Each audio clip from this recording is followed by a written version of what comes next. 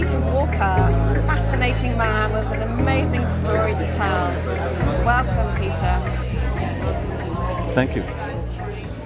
I'm just so happy that you're here because I love your voice. I think anyone who watches this will just be mesmerised by, like I was saying to you just now, the beauty, the tone, the vibration of your voice. You started the proceedings here at the festival this morning, and we were just talking about that and how that operated, because what I felt when that was happening was that simply your words, not even the words, the words that had meaning, but it was also the vibration of your voice saying those words, and I felt that affect my whole being and it changed the energy in the entire space. So I'm just asking you how that came about and what was going on for you at that moment. It's a difficult question for me to answer. Most of them are, because I become really not present in that. That is, there's a lot of work in sacred sexuality and in consciousness to encourage people to be really present. My effort in those kinds of deliveries is actually to be the hollow bamboo flute, and just the hollow bamboo flute on the lips of God. So to just allow whatever is coming to come without thought and without delivering, but just allowing something to flow through me, and it something does. I never remember a word. I don't know what I speak about. I know it was something to do with ancestors and ancestry. I know that was there. Yes, beyond that that. was particularly potent, actually. The bit when you mentioned, you said the indigenous peoples of this land, which is something, I'm from Britain, I'm from London, so I don't really know about that, although I'm becoming aware of it. So it felt potent and important that you paid homage to the peoples of this land, the original inhabitants of this land. Yeah. Is that something that you feel passionate about, or did that just come through you? It's extraordinarily important. We're in a time where there is beginning to be some knowledge of the way in which all of those who are not original to this land treated those who were original to this land. And they were here for literally tens, even hundreds of thousands of years, certainly tens of thousands. And just to take a moment to recognize that if we can bring in a few short generations some kind of spirit to this land and all the change we've made to this land, just imagine what still resides here with thousands upon thousands upon thousands of years of a people who essentially shifted and changed this land, but left it after tens of thousands of years in a place where it was still absolutely abundant. And in a couple of hundred years we've made really significant changes to that. There's a lot to learn from a people that largely we overlook.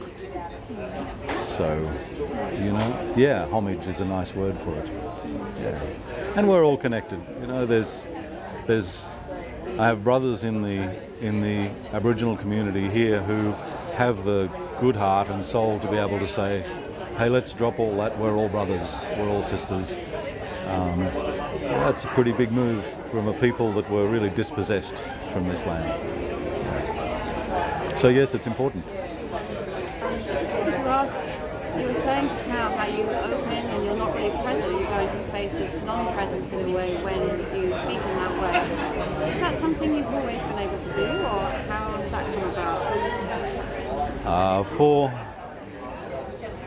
I guess, maybe 5 or 6 years, I made an effort to, so you're speaking with a person who had a really large presence and ego and was on stage a lot and in front of cameras a lot. And are you famous?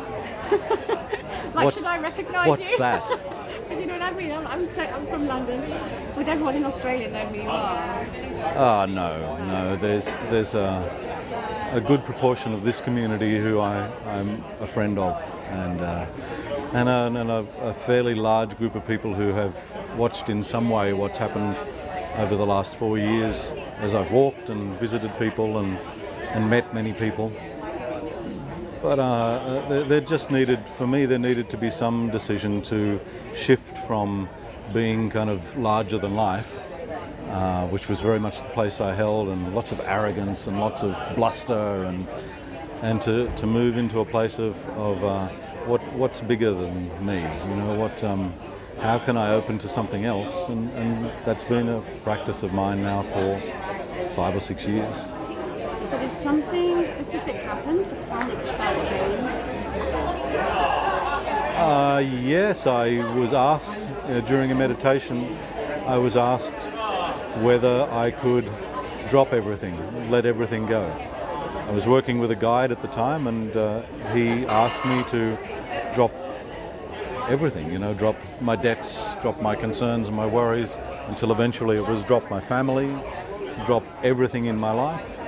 And I decided that I would do that, and proceeded to do that. Walked away from my close relationship, walked away from my friends, walked away from everything, and gave away or sold everything, and began a journey that was what I guess the old masters describe as the inner journey, and chose to do it walking. You know, I was asked, now that everything's dropped away, what now? And I said, I'll walk the world.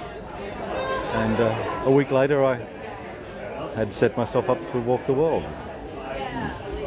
So where have you walked? So far? Yeah, in the last 4 years?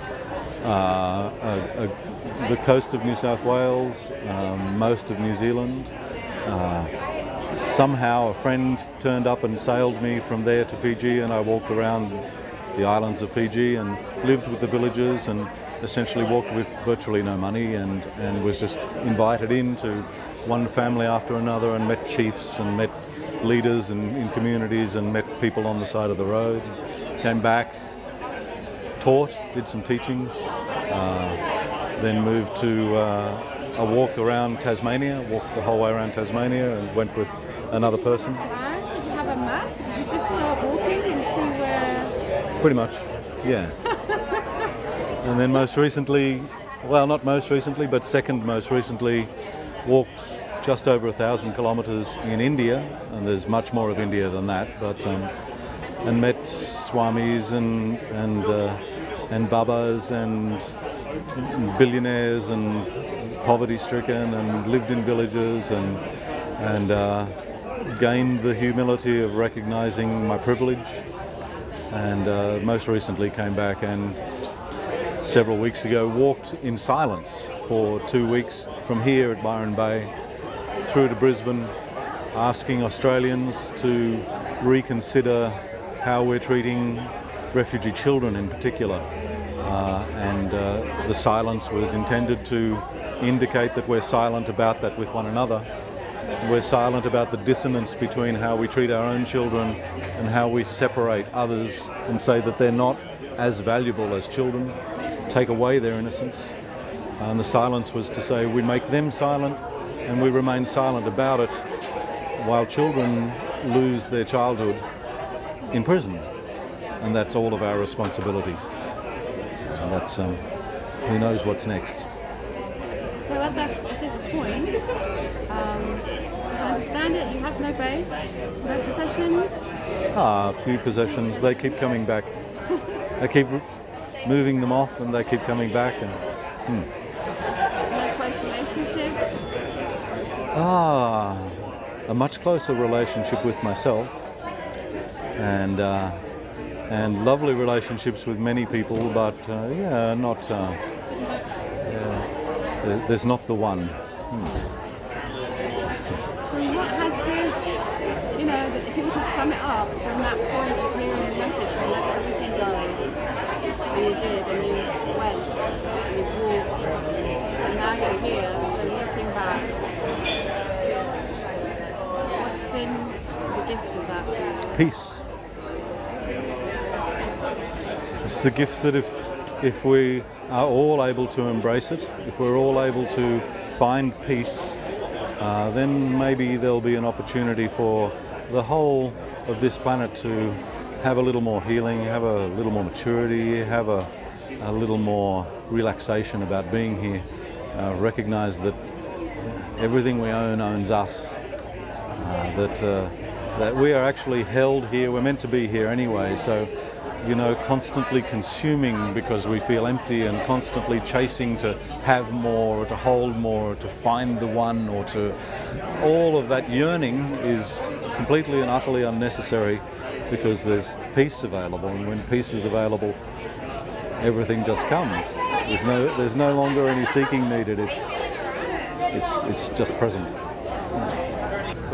What an amazing, inspiring story, Peter. Thank you so much for talking with me. Great pleasure. Thank you for the invitation. Thank you for watching, and join me, Shakti Sundari, on the next Heart to Heart.